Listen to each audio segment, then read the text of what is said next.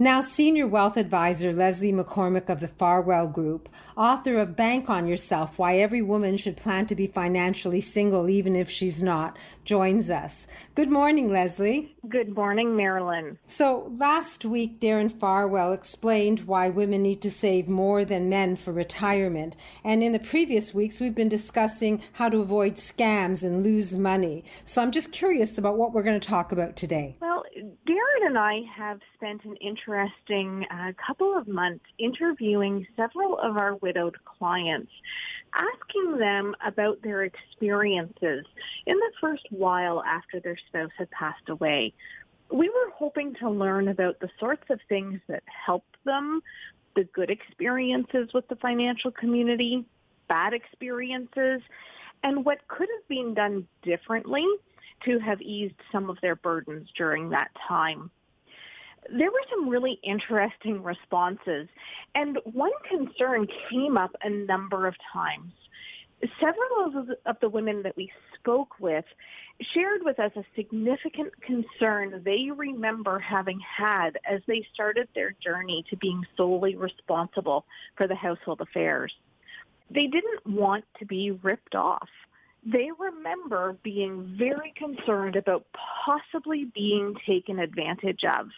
These conversations and this specific concern prompted Darren and I to really think about what tips we might have for those now on their own. And today, I'd like to share the tips that we have for dealing with professionals. Sounds good and sounds useful, so please continue. So firstly, keep a journal to make notes in about your conversations. In fact, for clients who are already working with us, should they become a widow, a journal for keeping these records about the estate process in order is one of the first tools we give them. Losing a spouse is one of the most difficult and challenging experiences anyone can go through, and feelings of being overwhelmed are completely normal. Not only that, but things like tax and investments and banking, the professionals you're talking about these things with might actually be speaking of financial language that's all new to you. So keep notes that you can refer back to. It'll help you recall those discussions, help you seek clarifications, and when and if it comes to making sure you aren't being taken advantage of, it will help spot potential discrepancies in what that person may be telling you or what other professionals have told you. Secondly, talk cost. As we all know, there is a cost of doing business. Reputable professionals have no problem fully and clearly discussing what the cost of doing business with them is. Be wary of those who don't give clear, concise answers. If it's an hourly rate, they should be able to give you a reasonable estimate of the number of hours it will take. One widow shared with me that she felt completely taken advantage of by an accountant. To keep it simple, she'd continued to use the one her husband had always used.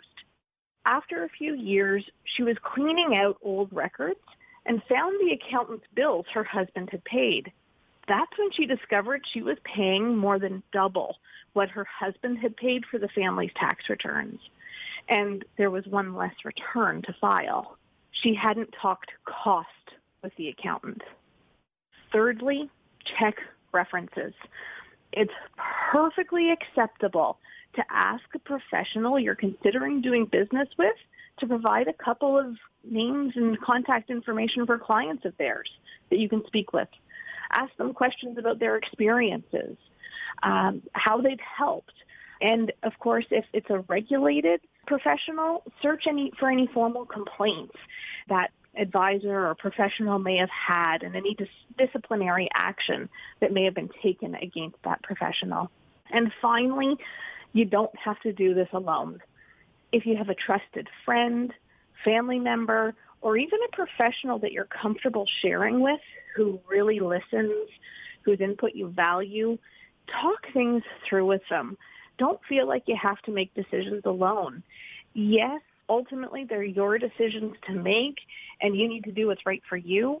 But many times when we talk them through, we can have more confidence in the decisions that we're making. So I've written them down. Keep a journal. Don't be afraid to talk cost.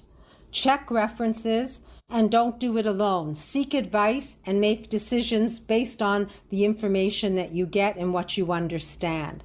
So that's very helpful because I often have been told, you can use me, but don't abuse me. And I think it's good advice. So if anyone wants to talk to you about their financial plan and maybe getting through being a widow or just their finances in general, if they're uneasy about it, how do we reach you?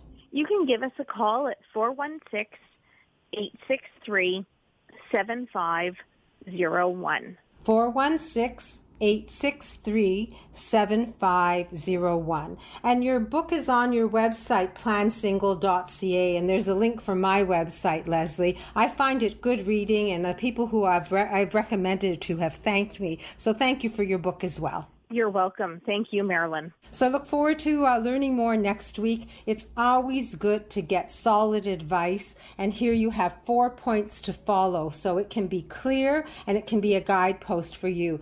Don't be intimidated by working with your money. Learn how to do it and then do it confidently.